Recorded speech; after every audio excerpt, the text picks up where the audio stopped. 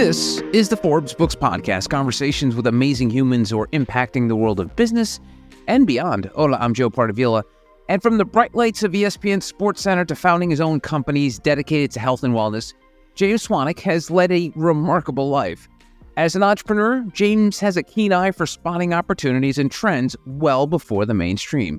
His company, Alcohol-Free Lifestyle, works with top business leaders on transforming their relationship with alcohol to boost productivity, health, and happiness. Through his podcast, Alcohol-Free Lifestyle, and his latest venture, Swanwick Sleep, James provides practical tools to optimize performance, mindset, rest, and overall well-being. He's a firm believer that with the right knowledge and support, we can all thrive both personally and professionally. Hey, James, how are you? Joe, I'm doing so great. How are you, mate? I'm excellent. And so, full disclosure, James and I have known each other for a long, long time, and I want to get into your transition of how we sort of like ran into each other. We were both working in media, but I have to bring up a story that is one of my all-time favorite Swano, as your friends call you, tales. It's not a horrible one, so don't worry about it. I'm not going to go there on a podcast. Let's try. Do you remember that one? No. So we're actually at the 20th anniversary of this tale. I'm going to take you back to the Sundance Film Festival of 2004, and you and I were there with our mutual friend Brad Blanks, and at that time we were all, I'd like to say, we were hustling. Like, we were just trying to get into parties and events, and one of the parties we ended up getting into was a very private affair that was attended by maybe 10 to 20 people, but in the center of that party was the late Heath Ledger and his then girlfriend, Naomi Watts. Yes. To this day, I still don't know how we got into this party. Very, very intimate. And to set the stage, there's like little couches and a little coffee table where people were putting their drinks down, and then people just mingling about. So our aforementioned friend Brad, we're just sitting having some drinks, and all of a sudden we hear a giant explosion. We're like, what the hell just happened? And we turn around, and there you are laying face down on the floor. You've fallen on the table in front of Heath and Naomi, and they didn't even miss a beat. You picked yourself up, and you swatted all the drinks off of you, and then just went back to going to whatever we were doing. But do you remember that story? Because I love to bring that one up all the time. I do remember it. Yes, I recall. It was very embarrassing. But, when you fall over, and you're so embarrassed that you get up and you try to pretend like nothing happened, but that actually creates even more embarrassment. That's exactly what happened. Yeah, I recall going to the bar to get us drinks, and I was walking over between two sofas, and I didn't see it was almost like an ankle-high table where people like Naomi Watts and Heath Ledger were resting their drinks. I didn't see it, and I just tripped over it, and vodka went everywhere, drinks went everywhere, and I was just mortified. And you and Brad didn't make me feel any better about the situation, and you're still not 20 years later, Joe. No, we will not let that go. Do you remember looking up and seeing Heath or Naomi? Yeah. Because I remember when I look back, they were nonplussed. Yeah, I remember looking at Heath Ledger, and he looked at me with this kind of bewildered amusement. It was almost like a little smirk on the left. Naomi Watts was just deadpan. She didn't seem to move. And that was pretty embarrassing. But it's funny because 20 years later, I haven't actually drunk alcohol since 2010, and I'm not suggesting that I was drunk at that moment. I was more just clumsy. But the fact that I even was in a situation to fall over was because I was coming back from the bar. I remember I had drinks, and I was coming to bring you a drink and Brad a drink, and I fell over and I spilled these drinks. I mean, I don't even go to a bar anymore, so that incident wouldn't happen again. Wow. So it seems like a different life, and I think that story is a perfect transition to talk about what you do now, because like I mentioned, you're working in media at the time. We were all hustling, but you transitioned to become an entrepreneur. And one of the major sort of flagships that you started was Alcohol-Free Lifestyle. You mentioned it's been a long time since you've had a drink. So let's go back to that point where, and again, I never knew you as having a drinking problem. So please let me know, if you can add additional context to how it started that you realized that if I remove this one thing from my life, I will flourish. Well, I was a socially acceptable drinker growing up in Australia, in that I would have 2 or 3 drinks most nights of the week, and on the weekends I'd drink heavily. But I never got arrested. I didn't wake up in a ditch. But I was just a consistent drinker for almost 20 years, from the age of, say, 16 or 17 when you leave high school until when I finally quit at 35. That's a good 2 decades. And like I said, it wasn't like I was an alcoholic. It wasn't like I was getting arrested. It wasn't like I was doing anything too embarrassing. Maybe in my early 20s, sure. But maybe the Sundance Film Festival? Maybe the Sundance Film Festival in 2004, falling over a table. But besides that, I would submit that most of society would just go, he's fine, James is fine. But what I realized was that I woke up one morning, actually. I was at the South by Southwest Festival in Austin, Texas in 2010, and I'd been out the night before, and I'd had 2 gin and tonics, gone to bed, and I woke up in the morning in this hotel, and I looked in the mirror, and I just felt blah. Now, blah means 6 out of 10 in my health, 6 out of 10 in my sleep, 6 out of 10 in my finances, my relationships, my outlook in life. I was just average, mediocre. And I was drifting, and I identified that really it was this consistent drinking. Again, it wasn't drinking and getting drunk. It was just having 2 or 3 drinks, compromising my sleep, waking up feeling tired and irritable and lethargic. And so I went to an IHOP next door to this hotel on this morning, and I was sitting in the IHOP, and I was looking around at all of these very unhealthy people eating all-you-can-eat pancakes with whipped cream, and I'm looking out the window, and it finally dawned on me. I was like, what am I doing in an IHOP? And why am I feeling so crap? I'm just going to take a 30-day break from alcohol and just see what happens. And so I did. I committed to 30 days. In 30 days, I lost 13 pounds of fat. I slept better. I auditioned for and got what I perceived to be my dream job, which was hosting Sports Center on ESPN. I was in the media industry already, but I really credit the clarity and the focus that I got from 30 days of not drinking to helping me in the audition and helping me to go after and secure that job. And I just thought, you know what? This feels pretty good. I'll just see if I can go for 50 days. And then I felt pretty good at 50 days, and my relationships improved, and I attracted a very high energy, high vibration type of woman and romantic relationship into my life. My friendships and depth of conversation started to improve. And I thought, well, let's just see if I can go for a year. I got to a year. I was back in Austin, Texas, back at the very same festival the next year in 2011. I walked into the Luster Pearl Bar on Rainey Street in Austin, and I went and ordered a Bud Light as a celebratory drink. And just at the last moment, as I was about to put this beer to my mouth, I put it down, and I thought to myself, in 1 year, I've lost 25 pounds. I feel amazing. I have an incredible girlfriend. I'm hosting a TV show. I've got energy, clarity, focus. Why am I going to now drink this attractively packaged poison? And so I called the bartender over and I gave it back to him, and I haven't picked up a drink since. And that was in 2011, but I stopped in 2010. And during that time, now I've created 2 companies that really help people with their health. I have a sleep company that helps people sleep better, and then I have this company, Alcohol Free Lifestyle, which helps mostly entrepreneurs and executives, middle-aged, who are not alcoholics but know they're drinking too much, and I help them to either reduce or stop drinking. So you have this idea, you had this epiphany, and you mentioned the companies you built, but how do you turn this sort of life-changing moment into a business? Like, how does that work?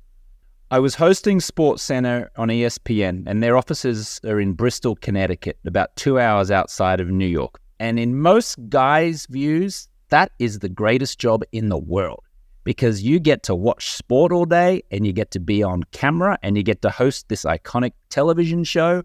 It's a pretty cushy job, and it was great. And I loved it, and I loved that I got that job. And at the same time, I realized I was still in corporate America. And not the best parts of corporate America, the not so great parts of corporate America, in that it was still a job. I still had a boss. I still had to turn up at a certain time. I had to work on weekends. For me, really, as a man in his mid to late 30s, it was social suicide, because Bristol, Connecticut, there ain't much happening out there, right? Except for the people who work for ESPN. And I was a single man at the time. I really wanted to be in New York. And so I realized that if I stayed in corporate America and I stayed in a job, right, even the greatest job in the world, in my view, hosting a TV sports show, I was probably going to end up in corporate America with a full-time job and a like 2 weeks vacation a year and some good health benefits. And that's fine for a lot of people. But for me, I was like, I want to do what I want when I want, and I want to create life on my own terms. And that really was the birth of my entrepreneurial spirit, if you will. And so I took a big risk in 2012 after 2 years hosting that show, and I quit. I quit ESPN, this iconic, beautiful job, to go out and try to become an entrepreneur.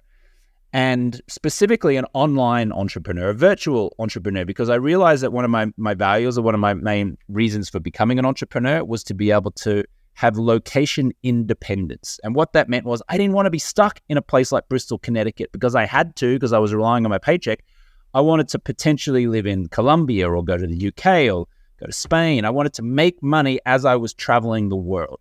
And so I learned everything I could about online marketing. And candidly, I really struggled for 2 years. From 2012 to 2014, I barely made $30,000 in income trying to be an online entrepreneur. So I went from a very handsome, comfortable salary at ESPN with a decades-long future ahead of me to 30 grand in 2 years. I was like, man, have I made the right decision here? This is tough.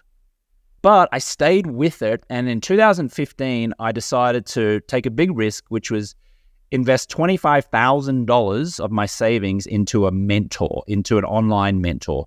And I hired that mentor, and he really sped up my learning very, very quickly.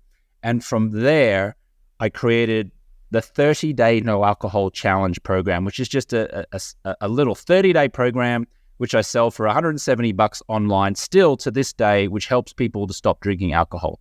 That was the birth of this company that has now turned into a big movement, and now is a multi-7-figure revenue business and has helped thousands of people over the years. That was really the first little thing, which again, didn't make much money.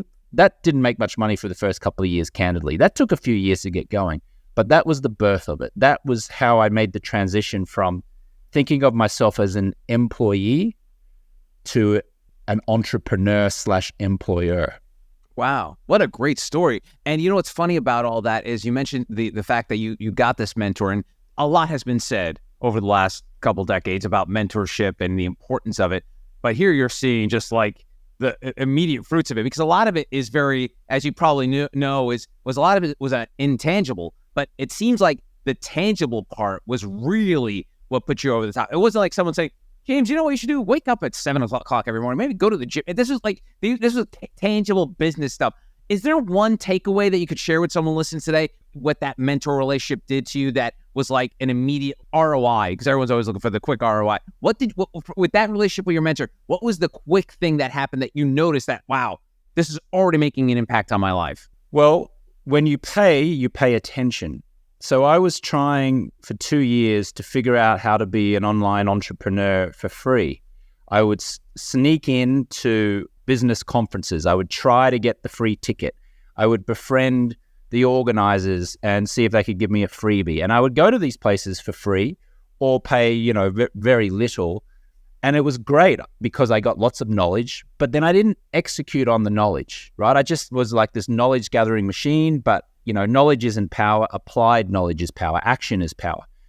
And then when I finally paid this $25,000, which by the way, I had to transfer from my Australian savings. So it was actually 32,000 Australian dollars because the exchange rate killed me at the time. I remember transferring this money, and I told my father beforehand what I was going to do. And my father said to me, he's very skeptical. He was like, "Who is this American guru you're sending your money to? Who is this guru?" And I remember my finger was on the mouse of my computer for about 10 minutes, sitting on all I had to do was click and the money would be transferred from my Australian bank account to this mentor's Bank of America account in Santa Monica, California. And I was so nervous, my heart was going. And then I finally went click and I sent the money. And almost immediately that I sent the money, I felt so empowered. I felt so powerful. And it just lit this thing up inside of me that propelled me into action, not just learning, but then applying that learning into action. And one of those first actions was, I'm going to create a program that helps people stop drinking. And because I'd paid the money, I'd effectively burned the ships. I was focused. I was clear. I wasn't distracted. I just took the action because otherwise I was just setting fire to $25,000. So that was a big lesson. When you pay attention. And then the other big lesson that I got from my mentor was ABT, which is always be testing. And always be testing means don't spend a year planning your business, getting ready for your business. It's like, just start your business now, get it out to the market, minimum viable product. It doesn't have to be perfect. In fact, it's better if it's not perfect. And just see if there's an appetite from the market for your product or for your service. Do not spend months trying to get the prettiest website and taking months to create your LLC. Do you know how long it takes to create an LLC? 5 minutes. You go to LegalZoom.com and you can have it set up in 5 minutes. And I still got people in my life now. I go, how's that business plan coming? Oh, yeah, I'm just getting ready to set up my LLC. And I'm like, that takes 5 minutes. So it was when you pay attention, always be testing. And then also MVP, minimum viable product. Just launch with a minimum viable product. Don't try to make it perfect. Just begin. Wow, that's good stuff, man. Thanks for that free stuff. I'd have to pay for that. That's all good stuff. I appreciate that.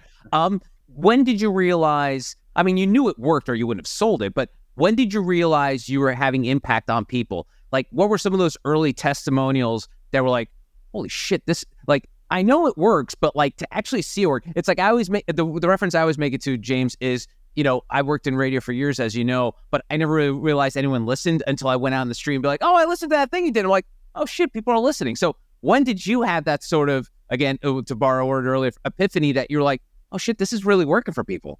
Well, I'll tell you, there was before I created the program, the first product, the 30-day no alcohol challenge, and then there was after. And before was actually at the Playboy Mansion in Holmby Hills. And so I went to the Playboy Mansion in the late 2000s as a drinker, had a wonderful time, met Hugh Hefner, met Pamela Anderson, Owen Wilson, the Hollywood actor, was there, Stone Cold Steve Austin, one of the Backstreet Boys was there.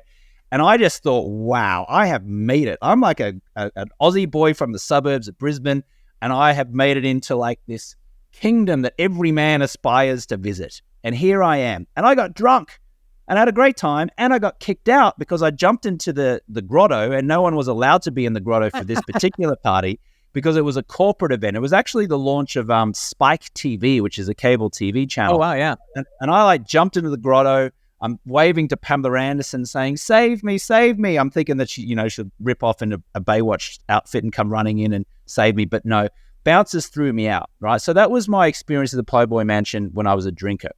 I went back to the Playboy Mansion around 2014 or so as a non-drinker and had a far superior time. I was clear, I was energetic, I danced on tables, I met people. I just loved it. So much more than when I loved it when I was drunk. And people would ask me, I remember I was at the Playboy Mansion, I was dancing on a table, and one of these guys I was talking to was like, oh, I'm going to the bar, you're going to get you a drink? And I go, yeah, soda water, that'd be great. And he goes, oh, you don't want a vodka soda water? And I'm like, no, I don't drink. And he's like, what? I said, no, I don't drink. And he said, but how are you jumping on tables and talking to women and doing all these kind of things? I'm like, I don't know, I just do it. And that was when the light bulb kind of went off. I'm like, there are people who actually don't want to drink, but they cannot fathom the idea of having fun without alcohol. It's like their mindset is alcohol equals fun, not alcohol equals a prison.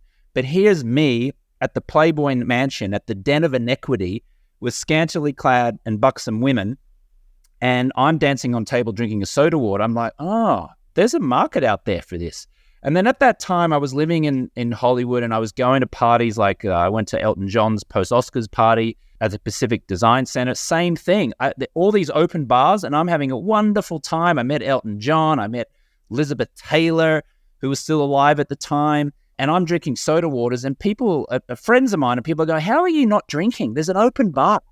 I was like, this is interesting. People are interested about this. That's how I came up with the idea for the 30-day challenge, because I thought, well, if all these people in the den of inequity in Hollywood are fascinated by the way that this alcohol-free Australian guy is ignoring open bars, there's got to be people out there. And then after the program started, I just got all of these testimonials. These people would send me messages saying, thank you so much. I stopped drinking with your help. I lost 20 pounds. My skin cleared up. I saved my marriage. I've crossed some items off my bucket list. I now went on a 6-week vacation. I didn't touch a drop. It was the best vacation I ever went on. My cholesterol dropped. My blood pressure dropped. I mean, it just started coming in, and that's where I knew this is a thing. Like, this is actually a thing. Wow, that's awesome. And for someone like me, or maybe an entrepreneur listening, is like, hey, so James, I'm not a big drinker. You know, every Saturday night I'll have a little cocktail, maybe have an old fashioned. That's about it. I don't really drink during the week. What do you say to someone like that in terms of like the difference going alcohol free would make to them if they're just doing the random drink from time to time? Look, if you have identified that the random drink from time to time is not compromising your experience of life, then just keep doing that. Now, you may not be aware that the random drink from time to time is compromising your life. So let me just give you a couple of little interesting things that might awaken your thought on this. They did a study out of the UK in 2022. They looked at 35,000 British adults, middle-aged.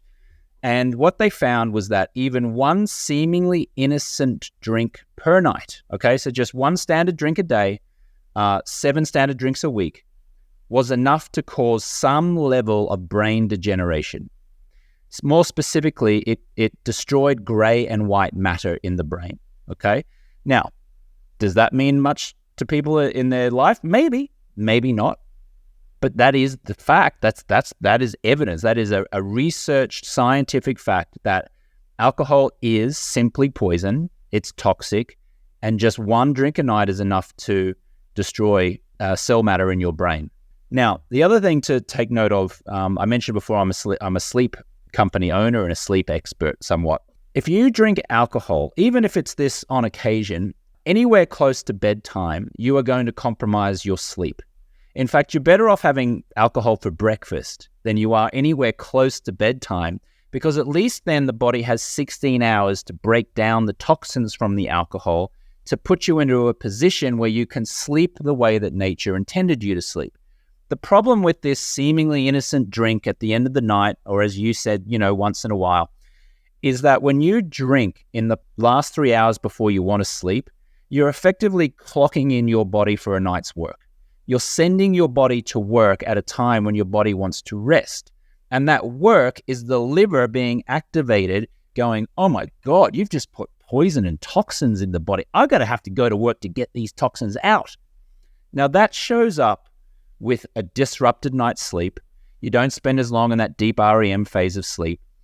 That shows up with you waking up in the morning just a little bit irritable, just a little bit tired, just a little bit lethargic. And then that shows up with you having a sugary drink or a Kit Kat in the morning or a muffin or whatever it is to give you a little boost. You need your coffee to get going because of that one little drink you had the night before to compromise your sleep, which shows up in carrying a few extra pounds, which shows up in a little less confidence, which shows up in being a little more timid, which then shows up in being irritable or frustrated with your relationship, with your job, with your career, with life. And what do we do then? We go and seek refuge from that pain by drinking more alcohol, and then the cycle continues. So again, if you feel like alcohol is not compromising your life, having it now and then, that's fine, go ahead, that's all good. But just be aware that even small amounts can have either unnoticeable or noticeable consequences. That's awesome. That's great. And in terms of the success rate, I remember reading something about 98% success or something like that. To break down that number for me, because I know it's a big flashy one. It looks awesome on paper, but tell me about this 98% number that's backed up here. Yeah, well, just before I do, let me just to create some context. AA, Alcoholics Anonymous, has a reported 7% success rate. Let that sink in, right? People, the default for helping people stop drinking is AA, and it fails 93% of people who attempt it. Now, that's a statistical fact. I invite you to do your own research on that. Just Google AA actual success rate, and you'll see that. Yet society thinks that's the best thing to do. 7% success rate. Rehab and treatment centers, less than that, 5% success rate. Okay? And then willpower and motivation, doing it on your own, absolutely the worst, most ineffective way of doing it. I would submit less than 5%. There's no statistical proof on that, but anecdotally, I would say it's less than 5%.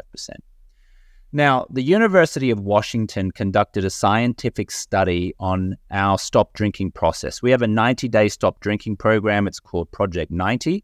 And in Q1 2023, the University of Washington, in conjunction with the University of Florida, conducted a joint scientific study where they put 160 participants through our program, through our process for 90 days.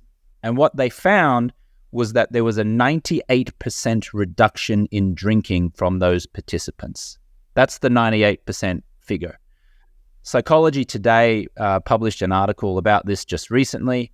A few other, Forbes magazine, Entrepreneur magazine, a few other places have reported it. But that is a huge number, 98%.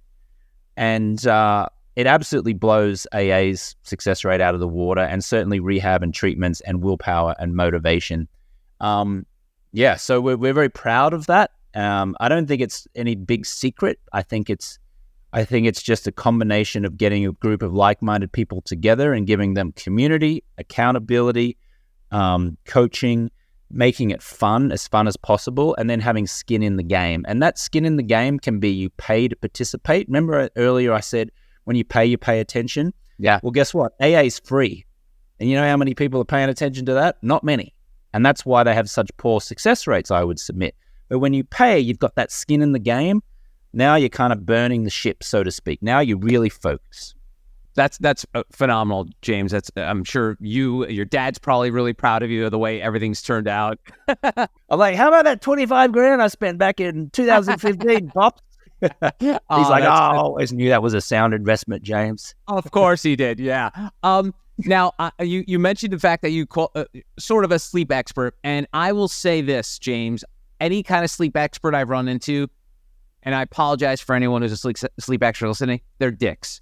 They all say the same thing. You got to sleep 10, 11 hours every night, uninterrupted, perfect sleep, right position, blah, blah, blah. Bullshit. Nobody could do that.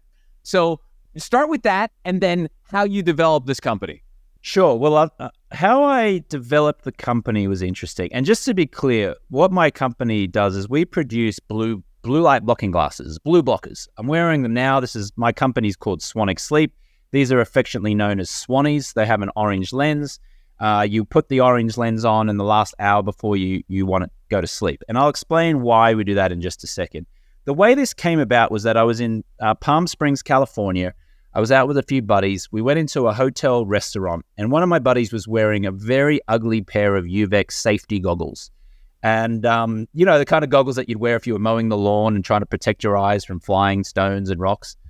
And there was a table of quite attractive ladies adjacent to our table, and they're looking over at our table wondering, what the hell is that guy doing wearing safety goggles? And I said to my friend, you look ridiculous, and you're making me look ridiculous by association. Get those off. And he said, no, man, I'm trying to block the blue light. And I said, block the blue light? What are you talking about? And he went on to explain that artificial light from the hotel restaurant lights, the microwave light, kitchen light, cell phone light, computer light, traffic lights, the speedometer light in your car, the McDonald's golden arches lights as you're driving along the freeway, all of these lights are emitting an artificial blue light, which at nighttime, if we subject our eyes to it, compromises our melatonin production, which shows up in a poor night's sleep. And the way to combat that, the number one way to combat that in the modern world is to live at nighttime in darkness, which means no electronics, just live your life by candlelight. That's the number one way that you can sleep perfectly, is by eliminating all artificial light. But Joe, you and I, we live in 2024. No one's going to do that. What's the next? What is the next best thing you can do? Well, the next best thing you do is block that blue light by wearing a pair of orange lens blue blockers. The orange lens, orange is the direct opposite of the color blue. Blue is the opposite of the color orange.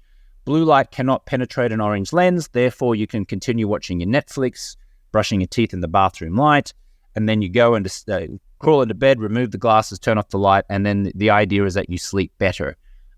Certainly a scientific study in 2019 showed that our glasses help people sleep 11% longer. They reported 12% improvement in the quality of sleep, and then the following day their productivity reportedly was 12% higher because they were well rested. And then so we just started this company of stylish blue blockers because I didn't want to look like a meth chemist wearing a pair of Uvex safety goggles. And so I kind of created like a Ray-Ban style kind of frame, put the technology into that frame.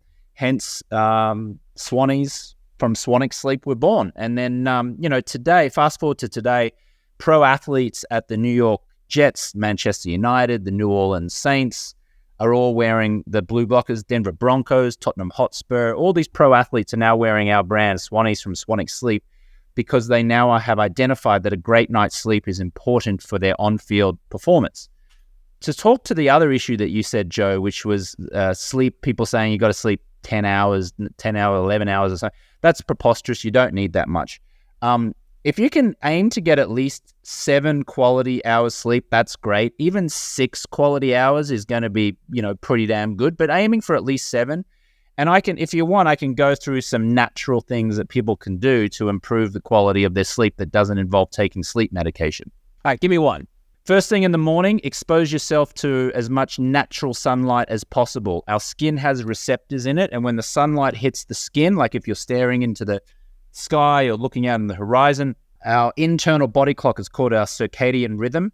It tells our body, oh, this is wake up time. Got it. And what it does is it sets a timer for 16 hours.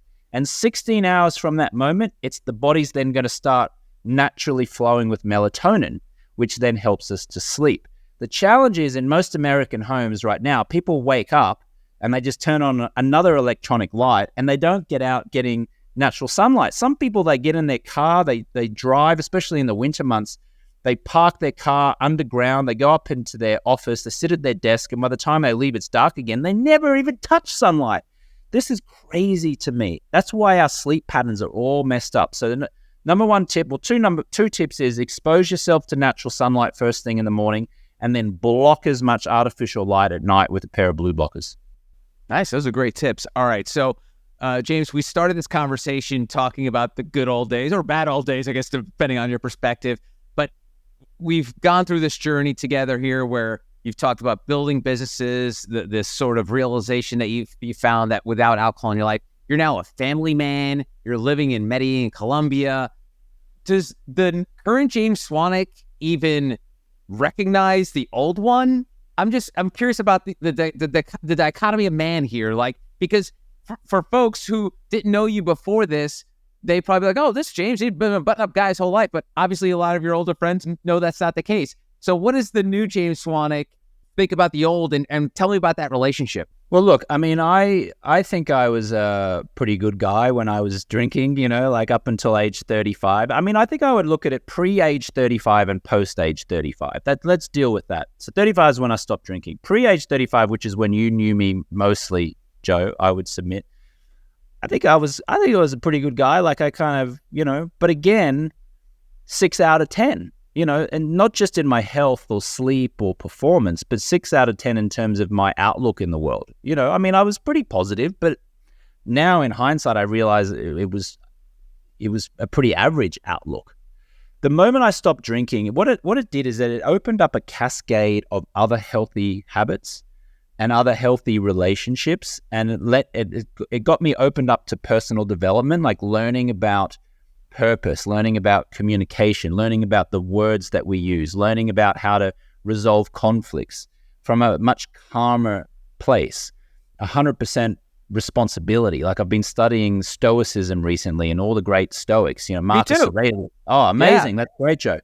And so I just think pre the quitting drinking, when I was drinking, I think I was just in a haze, like I just think I was running around like a headless chicken, trying to get fulfillment or joy from the external, things like the Playboy Mansion, things like going to Golden Globes and Oscars parties. I mean, it was so much fun, but it was a very Epicurean kind of feeling, like it was fleeting. It was kind of pleasure, not fulfillment. And pleasure is amazing, right? Pleasure. I mean, hanging out with you are some of the funniest times I've ever had, right? That was pure pleasure. Now, as I'm 48 years old, heading to 50, what I'm finding is fulfillment is giving me joy. And fulfillment comes from eating well, sleeping well, exercising well, doing what I want when I want, having a positive outlook, going to dinner with friends and having deep conversations. watching my football team. I love Tottenham Hotspur in the English Premier League. I love the Denver Broncos in the NFL. I love catching up with old friends and allies like you, Joe. Like this is like fulfillment. But I don't need to race off and do these shiny, big, amazing, incredible things. They will still give me immense pleasure, but the fulfillment is what is the underlying feeling. Whereas previously, pre-35 and pre-stopping drinking, I think I was chasing the pleasure, which is fleeting. You know, it's great for a time, but then in between those pleasurable moments, again, I was feeling like a blah, like a 6. So I kind of look back on that guy to answer your question and go, he was all right. He was fine. You know, he was doing the best he could. And then I look at me now and I go, wow, I'm such an optimized version now. Like I like this version of me so much better than that version. That's awesome. That's so great, James. And, you know, I've always had great conversations with you, even back in the days when you were stumbling over tables in front of celebrities. But you've come a long way. I'm proud of you. All of our friends are proud of you. I'm sure your dad is super, super proud of you. And it's just been great catching up, learning about what you're doing. For folks who want to get an introduction to you, what is the best place to look, find out more about your programs? Give us a quick little plug here. Alcoholfreelifestyle.com is the website of our stop drinking services. SwanwickSleep.com is the website for our sleeping products and blue blockers. You can also find our blue blockers on Amazon. If you just type in Swannies or SwanwickSleep.com or Swanwick Sleep, you'll find us there. I'm on Instagram at James Swanwick. I've got to just leave you with a funny little anecdote, if you like. I made a post on my Instagram a couple of days ago about Taylor Swift chugging beer at the Super Bowl. I basically criticized her behavior of intentionally glorifying and glamorizing alcohol by chugging the beer on the Jumbotron. And I lost 1,600 followers in 24 hours. I got attacked by the Swifties. The Swifties came after me. And just to be candid with you, I'm a Swiftie. I'm a 48-year-old man who loves Taylor Swift. And it was funny. It was so fascinating to have hate mail and people messaging me and saying, you're a terrible person. Most of them were very supportive of the post. Then the Daily Mail newspaper reached out to me for comment, and they published an article earlier today, which is seemingly going viral now. So it's funny because as all of this kind of hate mail has been coming in for the past couple of days from Swifties, you know, defending her, it's been interesting because an earlier version of me would have been like, oh, man, I'm so upset about this. This is awful. Oh, wow, this is terrible. But this new version of me is like, oh, yeah, this is what's happening. It's not good. It's not bad. It's just what is. And so I've really been able to look at it through the lens of this is interesting as opposed to, oh, my God, I messed up. This is terrible.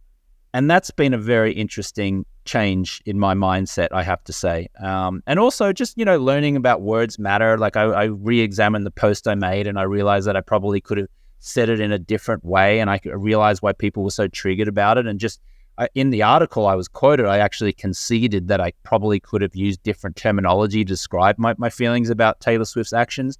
Even that's a huge change from pre-35 as well. So anyway, it's a fun journey we're on, you and me, Joe. Let's just keep doing the best we can. We're all doing the best we can with the tools that we got, right? Yeah, we're fighting a good fight, as I say. His name's James Swanwick. James, thanks again for the time, man. Really appreciate it. Thanks, Joe. Appreciate you, mate. And that's going to do it for another Forbes Books podcast. Don't forget to leave a 5-star review on Apple or Spotify and hit subscribe so you don't miss any new episodes. You can always connect with me on X, LinkedIn, and Instagram at Joe Pardavila or on TikTok at J Pardavila. And please don't forget the golden rule and treat others as you want to be treated. Thanks for listening. Until next time, adios.